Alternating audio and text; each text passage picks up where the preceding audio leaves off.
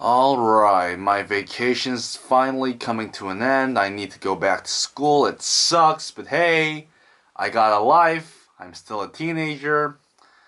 Though I'm 18, I'm still a teenager and I still need to be in schools. But, for the last film, this isn't a bad film to review. The Deer Hunter. Probably alongside Apocalypse Now, the biggest war film of the late 70s. And it definitely had a huge impact. You can see the effect of the film throughout the 80s as well. I would say Platoon is more influenced by The Deer Hunter than Apocalypse Now. Apocalypse Now it's a great film, but I'm not sure other films were really influenced by the sheer audacity and the rawness and the morbidness that film had. I think The Deer Hunter is definitely more of the emotional, more accessible film version of Apocalypse Now, at least the way they interpret the Vietnam War. And this definitely had a more mainstream impact. It won the 5 Oscars. It definitely made stars out of Christopher Walken and Meryl Streep. It was a big film, and I till this point had not seen it. Um, I heard the theme of the theme song. Well, the theme. How do you call it? The composition. Anyways, the theme of the film, and it's probably my favorite film theme of all time. And having seen the movie, it just got better. Personally, I don't think this review is going to be that long because I think there's just one core thing about the film that we really need to talk about. Of course, the acting's good. Of course, the Vietnam War element is really audacious and realistic. We don't really need to go into the things that you already know about. I just want to get into the one thing that I want to talk about this film. The film really is kind of constructed of 3 parts. The first hour, the second hour, and the third hour. It really deals with separate things. The first hour is definitely more mundane. It might be tedious for some people because it is mostly about introducing the characters, showing their daily life, what they do, what they enjoy, what kind of little quirks and flaws they have, and they go to a wedding. You see them at a job, you see them deer hunting. It's like very small things, but there's a running theme throughout that first hour. At first, you hear some peace and quiet. Then you hear loud noises. Peace, anarchy. Quiet, noises. There's a certain contrast that keeps going on, especially in the deer hunting scene. When you first go up into the mountains, some beautiful orchestral music starts to play. And the second the gun goes off to hit the deer, the orchestral music stops. Like that. Beauty, madness. It keeps contrasting those two elements as if to really foreshadow the amount of sadness and morbidness that will come from the second hour. And the fact that they show these mundane things with such detailed elements and with such heart and such breathtaking emotional tangibility, it's kind of amazing because most people would just screw all of these elements away and they will get into the war quickly as fast as they could. But this film actually takes time for us to really care about these characters. This is some patience right here, and I can see how people who really want to get to the war part, because it is a war movie, will become very impatient in the first hour. But for me, this was just smart filmmaking. And what's great about the second hour of the film is that we don't see these cliche montages of how they got into the war. No, we go into it right away. Very snappy. And we get into the Russian roulette scene right away, which is, I don't need to explain it, it's a great scene.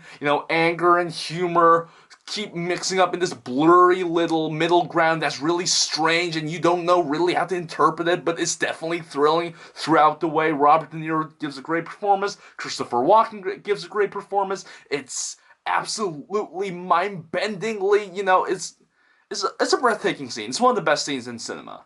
But what's so great about this scene is that with each performance, especially in De Niro's performance and in Christopher Walken's performance, you can see the war destroying them. You can see in their faces. You can see the innocence, the hometown, glory, all these really stupid little cliches kind of destroying in themselves because the war is real. It is crushing everything they had believed in beforehand because death is imminent.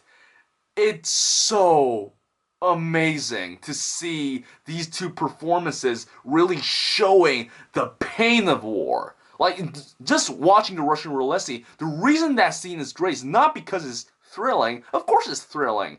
But what makes it great really is the performances showing, symbolizing that crushing of innocence because of the war. And the third hour, personally, for me, is the best part of the film. It shows the aftermath of the war. And what's so great about this part of the scene is that not only do we see how Robert De Niro and Christopher Walken was affected, we can see how it affected the hometown people. But why they're affected is a different reason compared to Robert De Niro's character or Christopher Walken's character. They're affected because Robert De Niro is affected. When Robert De Niro comes back home, he realizes that everything's not really the same. He doesn't feel the same. There's a line. He says he feels a little distance. And of course he feels a little distance. He was in the war. He was about to die from a gun that he was pointing to his head. It was a trashing moment for his life.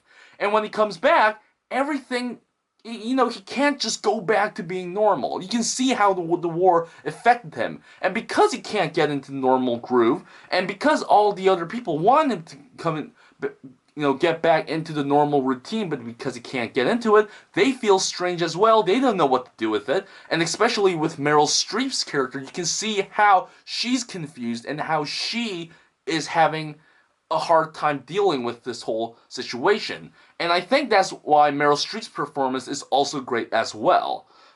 Because she shows the confusion and the pain, and she wants to understand Robert De Niro's character's position, but she can't, and she knows that, and that's why it hurts her much more. The film really is just a great step-by-step, construction and an analysis of how the war affects the people. And to me, it's definitely a much more emotionally tangible film because they try to put so much emotion into this movie. Some might say it's a sentimental film, and I would deny that. It has sentiment in it. I wouldn't call it sentimental though, because there's just so much reality grounded into the film beforehand because of the war. So, to me, the sentiment is just there to make you get into these characters. Because the reality part of the film is so grounded beforehand, as you get into these characters, you understand how reality has affected them. And because that, it just becomes this really effective film about war. It's a great movie. That's all I can say. It is a great emotional film. If you found Apocalypse Now to be way too morbid and way too negative and, let's say, just brooding and depressing, I would say The Deer Hunter is probably the better film to watch.